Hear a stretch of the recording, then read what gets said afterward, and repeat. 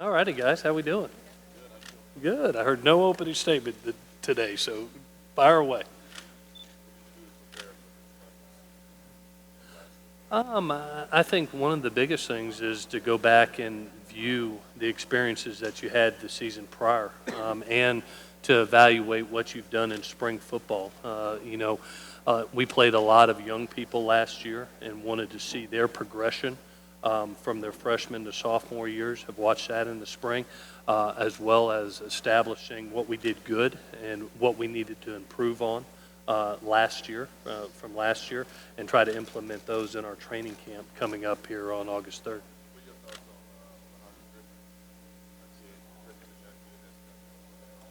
Yeah, Elijah is one of the premier corners that was coming out of high school. A great two-way player, too, and has shown great signs of the man and player he's going to be for USC in these summer workouts. I know he's earned a lot of respect among his teammates with his work ethic. Just a kind of shut up and work mentality, to be honest, a blue collar mentality. And we had seen that in his time in high school, and glad it's carrying over to USC.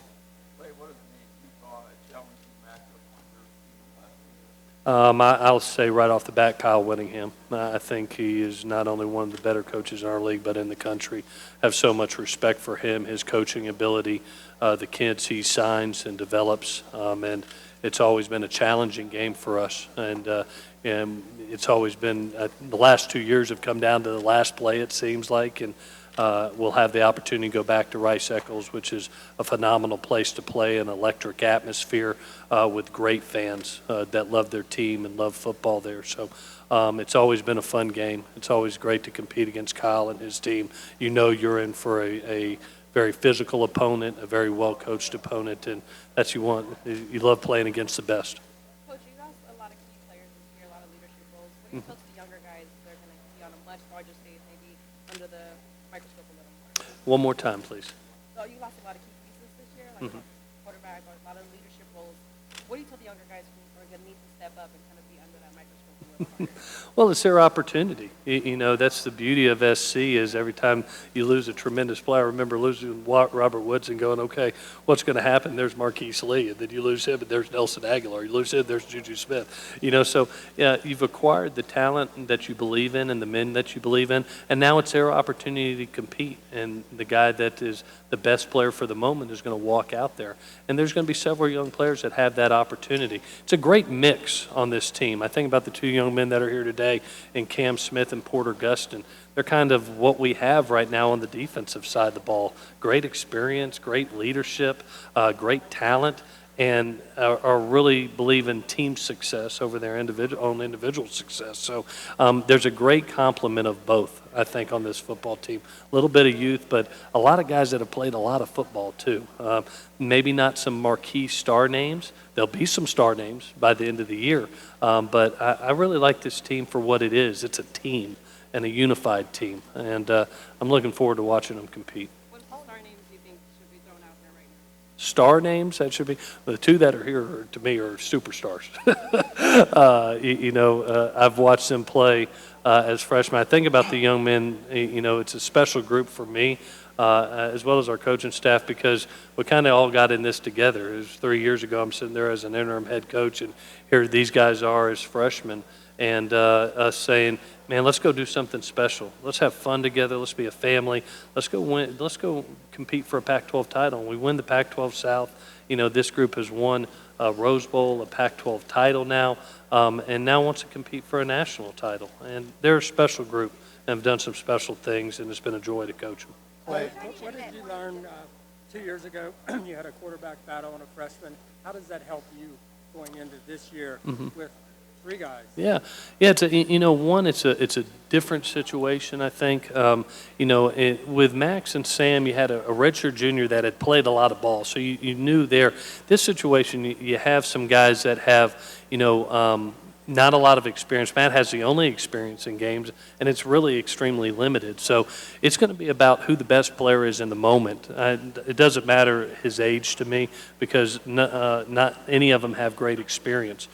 So it's about who's going to be able to productively move our football team, move our offense, and put the ball in the end zone in training camp. Because of the reps, we will do some things that provide more reps for us at that position. We'll two-spot a lot of our drills, maybe two-spot a 7-on-7, some team situations, so to be able to view all positions. We're a deep football team this year at a lot of positions, and want to be able to look at everybody so we get the best player out there. But that'll be important to us, is to be able to make sure there's quality reps for everybody. Do you have a goal when you have that set the first 2 weeks? How soon do you want to make that pick? We've got 25 practices. I will name somebody before the opening game. I don't have a crystal ball because I'm going to have time enough to allow the kids to compete and make the best decision for our football team. So I think it'll be later than sooner. I just don't have a crystal ball on when that is. When I feel confident enough in it to make that decision, I'll let everybody know. Just like last time, I'll let the quarterbacks know and their families know first, and then I'll let the media know afterwards as soon as possible. But I would like to do it before. I won't go out there Saturday with nobody knowing who the quarterback is. I'm not going to do that. I want our team to know that, but I don't have a crystal ball for that date. And seeing your guys during the offseason, it looks like the strength and conditioning program is paying off as much as it has since I've seen in the last few years. And the guys have talked about how you've given them everything that they need, nutrition-wise. Can you just help us with some of the stuff that you've given them this offseason? Yeah, this is a team that really wants to work. They have a tremendous work ethic, and I credit Ivan Lewis. I think every year I'm going to lose the guy to the NFL, and there were several teams coming to try to get him this year. But to be able to have the consistency and stability first of having an Ivan Lewis and his staff, I thought was imperative. And then two, our nutrition program I think is second to none. Miss Andrea, who does a tremendous job for us on a daily basis, is allowing these kids to provide the calories that they need to be able to hold their weight on a daily basis. These guys work extremely hard during the summer to prepare, and you have to be able to put that nutrition in there for them. And whether it's supplement meals, whether it's our training table, whether it's providing them the level of nutrition at what I think is the highest level in the country, I think helps these guys. And then you have guys that are disciplined like Porter, and him lead the way. I think that's important. He shows guys that your body is a temple. It's a Ferrari, and you have to take care of it. And I think he's the best example of what we want. Have you seen the results like us that go out and see the guys in summer workouts? Yeah, definitely. I think it's been a great summer. But I think one, because of the level of competition that's around, the depth. There's guys pushing each other. They've got a little bit of a chip on their shoulder that they want to be the best in the country. I think that's helped. The level of competition has helped, and them just knowing what they want to do and the goals that they have out there. Clay, you're in such a pressured job. Does the contract extension at all make you feel any more comfortable at all, or does it change anything about the tightrope you're always seem to be walking? One of the great things, Bill, that I love about the job is the expectations. I mean, I love it. It's the reason that I came to SC. I think that we all came to SC because I've never seen it as an obligation. I've always just seen it as an opportunity. I've always wanted to compete at the highest level, and so do our players. And, with that comes expectations. I mean, we're at a place that's got 11 national championships and, 125 years of tradition of excellence. And we represent something that's bigger than ourselves. And, as nice as winning a Rose Bowl was and a Pac-12 title was, like I told our guys, let's don't pat ourselves on the butt until we win a national championship and where we belong. Then we'll pat ourselves on the butt, and then let's go try to get another one. But I love the expectations as part of it. And I probably put more pressure on myself. Contracts don't mean anything to me. Team success means a lot more. Clay, year 3, is this program on schedule, what you envisioned when you took over? What I wanted was the opportunity to provide consistency and stability and a standard of play that was constant, that had the opportunity to compete not only for Pac-12 titles but national titles regularly. I still wake up at 3 a.m. in the morning and there's a minute 49 on the clock in Pullman, Washington, and we're down 3. That haunts me. because I know that that game probably held us out of contention for having a chance at a playoff run. And that's the next step for us, is leaving no doubt. And that's kind of the phrase that we're saying with our team, is to try to leave no doubt in each and every game. Do not take any game for granted, and bring our best effort to the park each and every time to eliminate the mistakes that can cripple you in a game and cause you to do some really exceptional things down the stretch. So are we on pace? Yes. I think of the last 2 years to have the chance to win a Rose Bowl and Pac-12 title, yes. Are we where we want to be? No. When we win a national title, that's where we'll want to be. Coach, what are your expectations Extremely high. I was very proud of Michael, especially him and Tyler, how they finished down the stretch. Really led our football team. I think you go back to that Pac-12 title game and him catching 170 yards worth of balls, and then what he did in the bowl game. You go back and watch, the guy had a broke thumb, and he's out there competing and playing and making plays. Just a really special talent that had a great offseason, a great spring, a 6'4.5", 270-pound physical receiver that has little man skills. I expect huge things from him this year. No question. He already has. He's done it in workouts, and he did it when he was a freshman. If you remember, on special teams. I mean, he's been a big-time player ever since he's gotten here, and has welcomed the bright lights. Wants them. And between him and Tyler Vaughns, I think you're going to see some exceptional things from those two kids that really grew up for us last year. Joe. Say it one more time. I'm sorry. Brought in 2 linebackers, Mm-hmm. two defensive guys, no offensive guys. I'm wondering, is that a subliminal message to the rest of the league? And the follow-up, what do you specifically told Daniels as to what he needs to do to nail down the starting? Well, I'll go with the quarterback question first. I've told all the quarterbacks, what it takes to be, each and every one of them, what it takes to be the quarterback here, and we'll review that as we get into camp. But, one, I've always said, is the intangibles. You represent USC, and you're in the second largest media market in the country. So how you represent yourself on and off the field is imperative, how you are the example of what a Trojan is. The next is your decision-making, timing, and accuracy. That's part of being a quarterback. But the last one's the most important to me, is how productive you are, moving the ball, how you put it in the end zone, and how you win football games. And, for us, we're going to put those kids in some tough situations in training camp, more live situations than just throwing the ball on air and 7-on-7s. They're going to see bullets fly, and they're going to have Porter Gustin breathing down their neck and Cam Smith breathing down their neck, and see how they function and how they operate and how the ball moves. And the guy that's playing the best is going to go out there. In this situation, it does not matter your age. It's the guy that's going to actually compete and play the best and can move our football team. The linebackers, I brought 2 linebackers today because they represent what Trojans are. They're great players, they're great men, and they're great students. Both of them graduate this semester. Both of them are going to play on Sundays, and both of them are define what Trojans are. And if I bring both of them, I want everybody else to know that's what the example of a Trojan is. I could have brought a lot of guys. There's a lot of guys like him. I think of Marvell Tell and Biggie Marshall. I think of Toa Loban, Don, Chris Brown. There's a lot of guys on this team that are just like him. I just think that those 2 guys are tremendous examples of what we want Trojans to be. As a follow-up to the quarterback question, I've noticed a lot of inexperienced quarterbacks in the game comes really fast to them. It's like they can't catch up and want the game to slow down.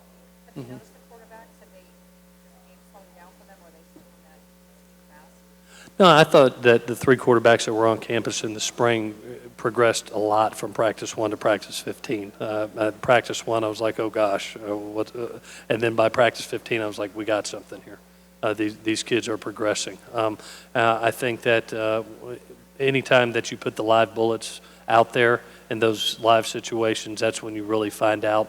And that's what our challenge is as coaches, is to provide as many real live situations as we can in camp. Is Stephen Carr? He's good right now. He's just been cleared to practice. Obviously coming off of back surgery, we'll be smart. We won't throw him out there for the whole practice, but we'll bring him along just like a guy that's been off. It reminds me a little bit of like if you remember Adoree Jackson, who had a great track campaign in his senior year, but hadn't had a lot of functional football movement. He was cleared to practice, but we eased him into it. And we'll do the same thing with Steven. I've had the chance to watch him run, have the chance to watch him change direction, have asked, do you feel any pain? And he feels great right now. But obviously he has not been hit yet. We'll slow pace that, see where he's at, and hopefully by game one he's ready to go. Like what Touched on sort of earlier with the recent wide receiver lineage, and I think the same can be said about several other positions, linebackers, Devon Kennard, and then Casey Clark, and then Uchenna, and now Cam and Porter. So what is it about USC that enables and kind of facilitates players to have that next man up mentality, not only on the field, but off the field, with the way they conduct themselves in their leadership? Yeah, I think, it goes back to that older brother, younger brother mentality and that sense of tradition of excellence at your position. And, every time that I see a guy leave, the level of recruiting that we do here at USC, not only as players but people, I think is very important. Coaches are nice, but players win games, and to be able to bring that level of talent, that level of person into your organization and to your team is important. And I think that's what creates, that ability to go to the next guy and to not lack production. And that's been going on here for a long time. The quarterback position's been going since 2001 with Carson, and every guy after that has done a tremendous job. what sort of feedback are you getting on freshmen like Amon-Ra and JT? I mean, Yeah. you don't get to watch them, but I'm sure you're hearing things. Well, we actually do now. If you get to watch summer workouts and summer conditioning, it is open to coaches. You can't be out there for the player-run practices, but you do get to see them move around. You do get to see their work ethic, and they are. Both Amon-Ra and Devin Williams have provided great sense of maturity, both from a physical standpoint and from a mental standpoint. I've been very impressed, and usually that equals the ability to contribute. I know a lot of the kids have been bragging on Amon-Ra and what he's doing, and he's kind of had that shut up and work mentality in this summer, and is earning a lot of respect with our older guys.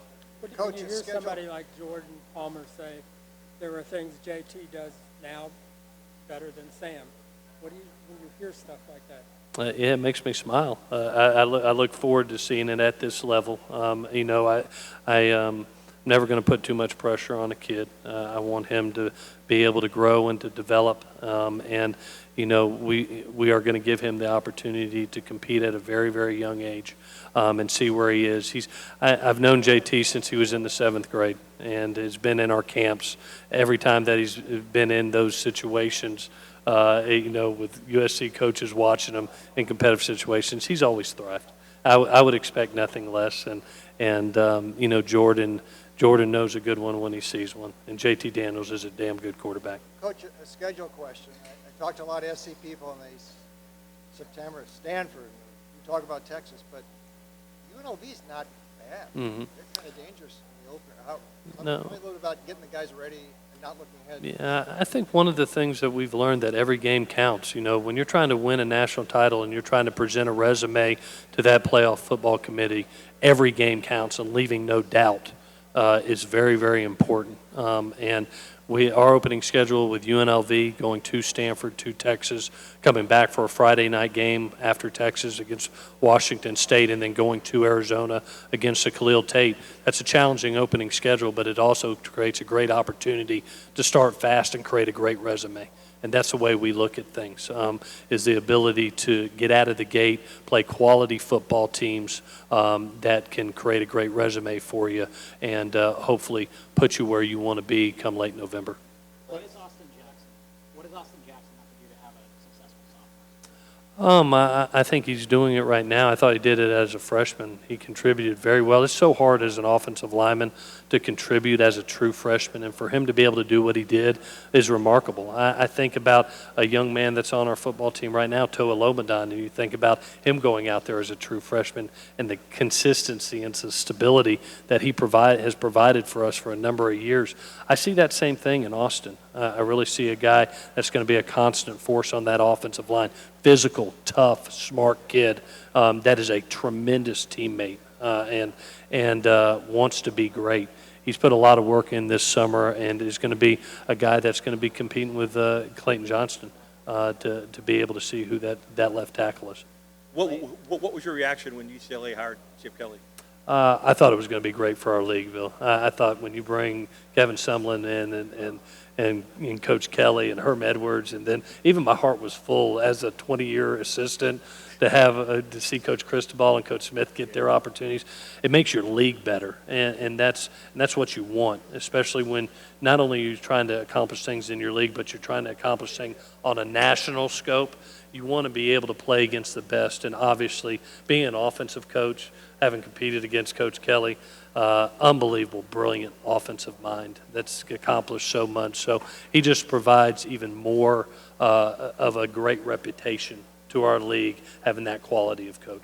But it seems like at some point in the near future, sports betting is going to be something that college programs have to do. And for you, is that something that concerns you going forward, or is that something that you let roll off your shoulder, or how do you approach that? No, it's something that's, for us, has been an educational piece for a number of years. I mean, that's part of a compliance department and a coaching staff responsibility is to always educate your players on sports betting. And that's been going on.